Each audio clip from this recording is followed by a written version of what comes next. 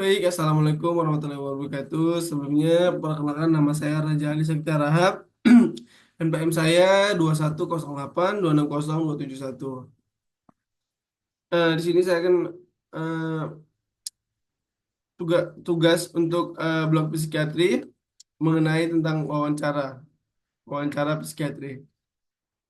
Nah, baik di sini yang pertama ada penampilan umum atau deskripsi umum. Nah, di sini kita menilai dia bentuk tubuhnya, cara berpakaiannya, terus tubuhnya, kebersihan tubuh, ekspresi wajah sama usianya, sesuai usia gitu. Terus yang kedua itu ada aktivitas psikomotor. Kita nilai dia eh, gimana dia normoaktif kah atau hipoaktif atau hiperaktif. Nah, yang ketiga, kita mendeskripsi sikapnya terhadap kita gitu. Kita menilai dia kooperatif atau tidak gitu. Dia menggoda atau apatis atau dan lain-lain. Nah, yang kedua pembicaraan. Nah, di sini kita menilai kelancaran dia, nadanya, volumenya, sama kuantitasnya atau jumlahnya. Nah, yang ketiga mood, affect atau emosi.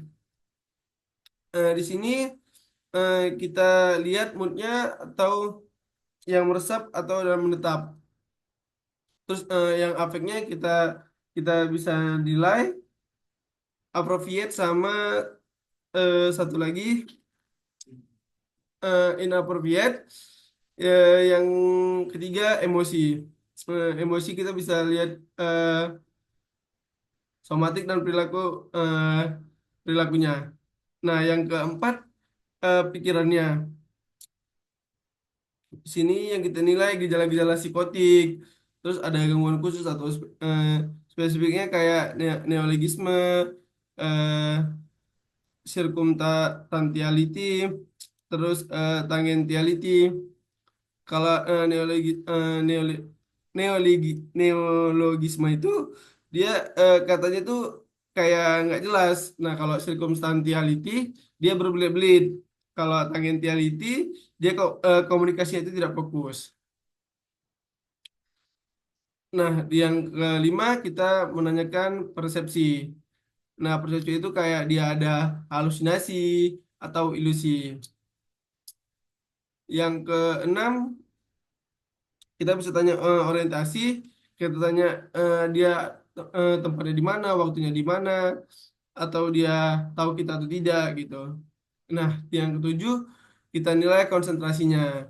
Konsentrasinya bisa kita bilang Pak boleh dikurangi 100 dikurang 7 atau kita bisa menyebutkan wahyu gitu dibalikin nanti. Nah, yang kedelapan daya ingat. Yang daya ingat ini kita mau menilai memorinya dia masih ingat atau enggak dari yang ada yang jangka lama, ada yang jangka sedang, ada yang jangka baru saja atau segera.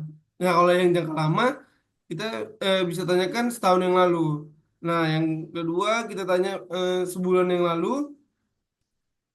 Yang pendek atau baru aja kita bisa tanyakan tentang dia tadi pagi itu lagi udah ngapain gitu. Nah, kalau yang segera kita bisa eh, ucapkan 742901 dan pasiennya disuruh mengulangi itu.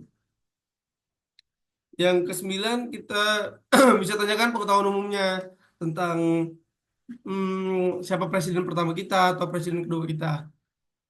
Nah, yang ke-10 pengetahuan abstraknya.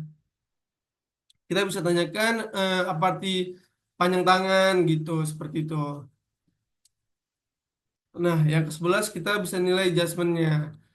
Eh, ini kita nilai pertimbangan pasien terhadap masalah gitu. Kayak misalnya kita suruh dia, kita kasih kasus ketika dia jumpa dompet di jalan, eh, dia bakal ngelakuin apa gitu. Nah, yang di ke-12 kita bisa observasi dia sabar atau dia marah atau memaki kita. Nah, atau dia tetap tenang sampai wawancaranya itu selesai. Terus yang kedua, insight-nya kita bisa nilai derajat 1, derajat 2 sampai derajat 6. Derajat 1 dia menyangkal dirinya sakit. Yang kedua, dia menyadari sakit, tapi saat bersamaan juga menyangkal. Dia menyangkal di situ. Nah, yang ketiga, dia menyadari dirinya sakit, tapi dia menyalahkan orang lain. Nah, yang keempat, dia dia sadar dia sakit, tapi dia tapi dengan sebab yang tidak diketahuinya.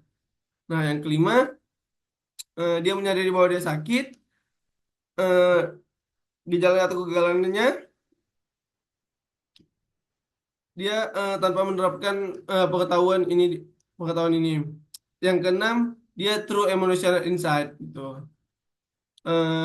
Baik, mungkin itu saja yang bisa saya sampaikan dan saya pakai referensi yang ada di bawah ini.